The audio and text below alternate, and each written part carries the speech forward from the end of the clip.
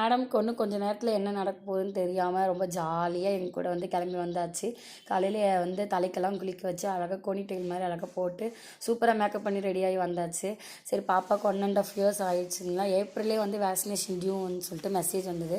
But private ஹாஸ்பிட்டலில் ஒரு vaccination போட்டதால் 2 months gap விட்டு தான் நெக்ஸ்ட் வேக்சினேஷன் போடணும்னு சொல்லிட்டாங்க டாக்டர் பீடியாட்ரிஷியன். ஸோ அதனால் 2 months வெயிட் பண்ணி ஃபைனலாக 1.5 year வேக்சினேஷன் போடலான்னு சொல்லிட்டு ஹாஸ்பிட்டல் வந்து இங்கே பெங்களூரில் கர்நாடகாவில் வந்து நம்ம கிளினிக் சொல்லிட்டு நம்ம ஆரம்ப சுகாதாரம் இல்லைங்களா, அதோடய ஒரு சின்னது அதுதான் வந்து நம்ம கிளினிக் சொல்லிட்டு இங்கே பெங்களூரில் இருக்குது. அதுதான் பாப்பாவுக்கு வந்து கன்சீவ் ஆனதுலேருந்து அட்டை போட்டதுலேருந்து இப்போ வரைக்குமே அங்கே தான் பார்க்குறோம்.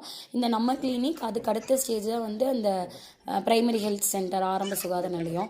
ஸோ ஒரு வழியாக வந்து மேடமுக்கு வந்து 2 ட்ராப்ஸு 2 ஊசி ரைட் வந்து ஹேண்ட்லேயும் லெஃப்ட் சைடு வந்து காலில் வந்து தொடையில் போட்டாங்க. நீடியில் அவ்வளோ பெருசு, சரியான வலி, காலெல்லாம் பெருசாக வீங்கி